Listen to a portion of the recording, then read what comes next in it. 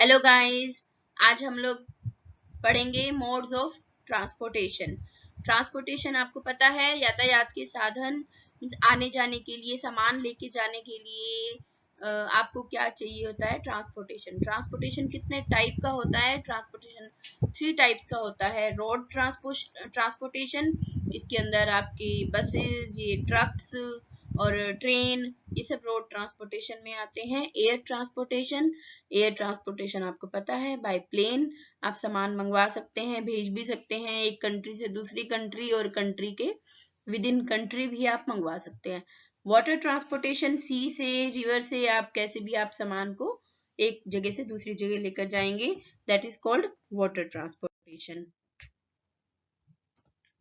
Modes of transport modes of transportation means transportation के क्या क्या मोड्स यूज होते हैं। Modes of transportation in marketing management. हम लोग जो आज ट्रांसपोर्टेशन की बात करेंगे वो बिजनेस से रिलेटेड बात करेंगे, ना कि पर्सन ट्रेवल के लिए। ओके, तो modes of transportation in marketing management are road, water and air.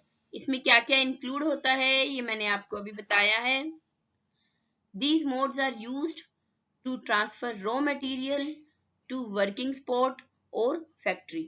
Raw material आपको पता है, जैसे कि जो फिनिश्ड गुड्स नहीं होती हैं, जो तैयार नहीं होता है सामान, जैसे सूट रेडी करने के लिए कपड़ा चाहिए, कॉटन चाहिए या मशीनें, ये सब रॉ मटेरियल में आता है। जैसे चीनी बनाने वाली फैक्ट्री के अंदर आपको गन्ना चाहिए, वो रॉ मटेरियल में आता है। तो गन्ने को जो रॉ मटेरियल है उसको फैक्ट्री तक लाने के लिए आपको ट्रांसपोर्टेशन चाहिए। ठीक है, ट्रांसपोर्टेशन क्या हो सकता है आपका? रोड, वाटर और एयर, जो भी according to your convenient.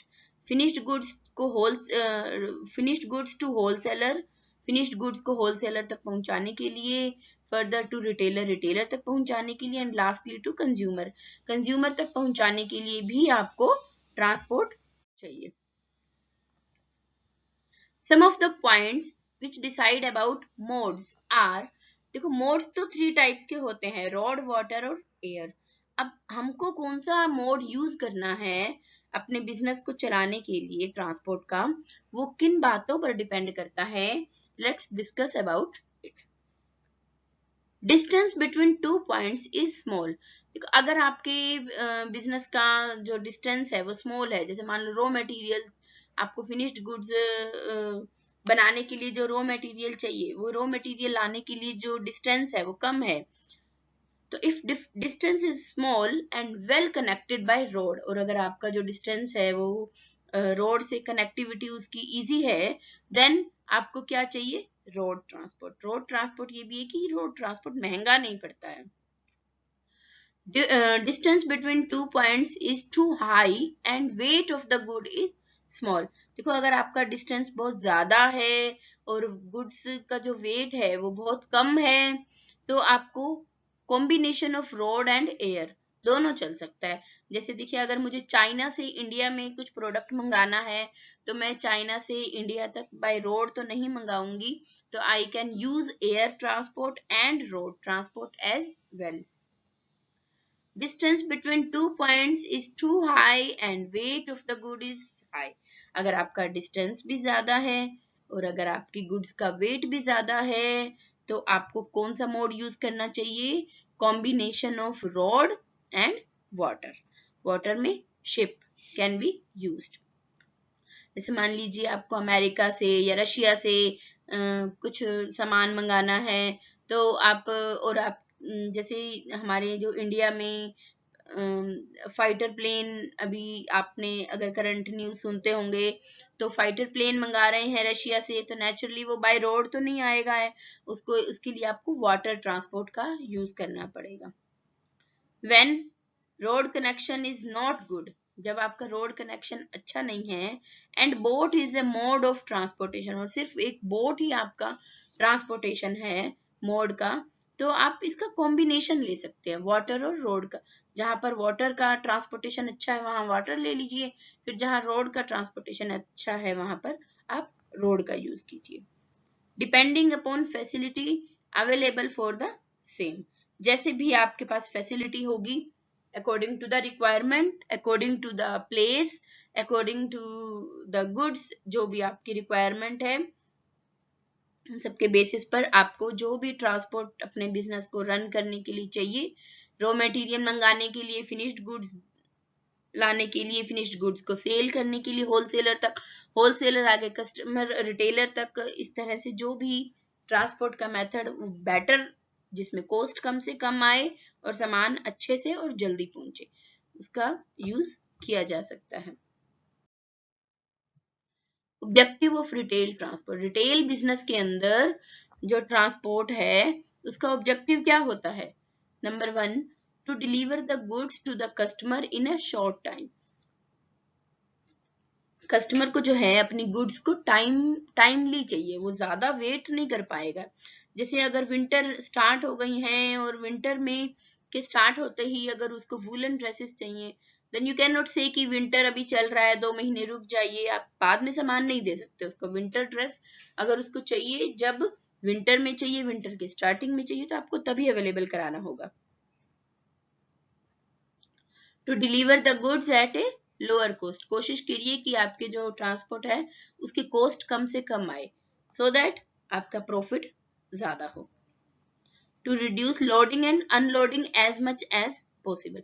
Loading और अनलोडिंग क्या होती है? लोडिंग और अनलोडिंग मीन्स सामान को एक जगह से दूसरी जगह तक उठाना और फिर उतारना, ठीक है, इसको क्या कहेंगे? लोडिंग है। जैसे ट्रक में आप डिलीवरी के लिए सामान को ट्रक में रखना और रॉ मटेरियल को और फिर उसको फिनिश्ड गुड्स को ट्रक से उतारना या चढ़ाना, ये सब लोडिंग और अनलोडिंग में आता है। कोशिश करनी चाहिए लोडिंग और अनलोडिंग कम से कम हो। To improve safety measures during transportation, safety measures का ध्यान रखना चाहिए ट्रांसपोर्टेशन के लिए। जैसे इसमें चोरी होने के चांसेस हैं या कुछ नेचुरल डिजास्टर होने के चांसेस हैं, तो कोशिश करनी चाहिए वो कम से कम हो। To adopt all legal requirements towards transportation, अगर आप कोई भी ट्रांसपोर्टेशन का मोड यूज कर रहे हो तो आपको सारी लीगल रिक्वायरमेंट्स पूरी करनी बहुत जरूरी है। Problems associated with retail transport, देखो retail transport is as much as important as a retail business, but इसके अंदर बहुत सारी प्रॉब्लम्स भी आती हैं। क्या प्रॉब्लम्स आती हैं? Number 1, maintaining supply chain efficiency in case of increasing risk and unpredictability. देखो कई बार क्या होता है, आपको सप्लाई चेन को एफिशिएंटली मैनेज करना होता है। कई बार कुछ रिस्क हो जाता है सप्लाई चेन में, जैसे कि होलसेलर टाइम पर प्रोवाइड नहीं कर रहा है या रॉ मटेरियल आपको टाइम पर नहीं मिल रहा है। जैसे फ्लड आ गया, फ्लड आने पर क्या होगा? जो गन्ना है उसका, जो चीनी फैक्ट्री के लिए गन्ना ही रॉ मटेरियल है, वो नहीं मिल पाएगा उसको। तो इस तरह से सप्लाई चेन को एफिशिएंटली मैनेज करने के लिए जो रिस्क आते हैं उसको ध्यान में रखना पड़ता है। अनफोर्सीन और अनकंट्रोलेबल इवेंट्स, कई बार क्या होता है ट्रांसपोर्ट में कुछ ऐसे इवेंट्स हो जाते हैं, ऐसे नुकसान हो जाते हैं जो कि बिल्कुल किसी ने अनुमान भी नहीं लगाया होता। क्या क्या होते हैं वो? नंबर 1, नेचुरल डिजास्टर्स, जैसे भूकंप आ गया है वहां पर, या फ्लड आ गया है, या बहुत तूफान आ गया है, तो भी आपके ट्रांसपोर्ट में जो सामान आ रहा है उसको नुकसान हो सकता है। लेबर स्ट्राइक, अगर आपकी लेबर जो है, जो वर्कर्स हैं, वो स्ट्राइक पे चले गए हैं तो आपको लोडिंग अनलोडिंग करने में भी दिक्कत आएगी। शॉर्टेजेस, अगर आपके पास लेबर की शॉर्टेज है तो भी आपको सामान को उतारने में, रखने में, ट्रांसपोर्ट में ड्राइवर चाहिए आपको, तो इन सब में प्रॉब्लम आ सकती है। नेक्स्ट है टेररिज्म। टेररिज्म मीन्स आपको पता ही है, अगर आपका सामान बहुत दूर से आ रहा है तो चोरी होने के चांसेस हैं या उसके लूटने के भी चांसेस होते हैं। इंक्रीजिंग कॉस्ट, कई बार कॉस्ट भी अचानक से बढ़ जाती है, जैसे पेट्रोल महंगा हो गया, डीजल महंगा हो गया, वर्कर छुट्टी पे चला गया है तो आपको नया वर्कर चाहिए, तो आपकी कॉस्ट एकदम से बढ़ जाती है। Inventory just in time to just in case, कई बार क्या होता है इन्वेंट्री को आपको टाइम पर पहुंचाने के लिए भी एक्स्ट्रा पेमेंट भी करनी पड़ सकती है। Congestion, example demurrage, fuel, traffic, mitigation fees, container fees, ये सब भी आपकी प्रॉब्लम्स हो सकती हैं। Okay,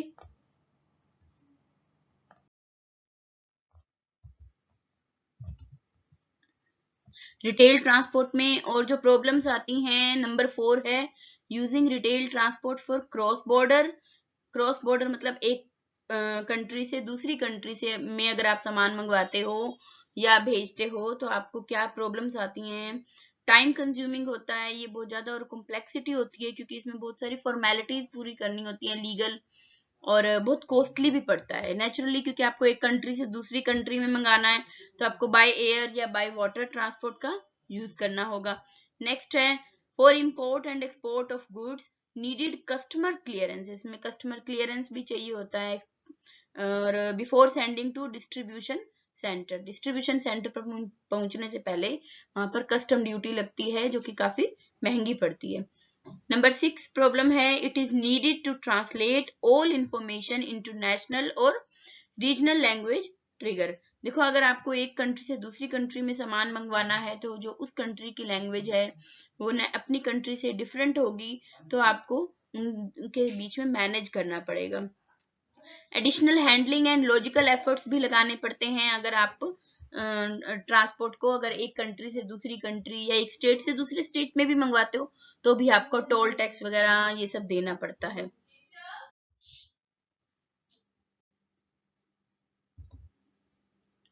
Guys, thank you for watching my video which was based on transport modes. Uh, we have discussed today modes of transport, its objectives, its features and जो problems आती हैं ट्रांसपोर्ट में, बिजनेस में transport related जो problems आती हैं business में उसके बारे में हमने डिस्कस किया है। Please like share and subscribe, and if you feel any problem, any doubt, if you have, please write in comment. I will definitely try to solve it. Thank you.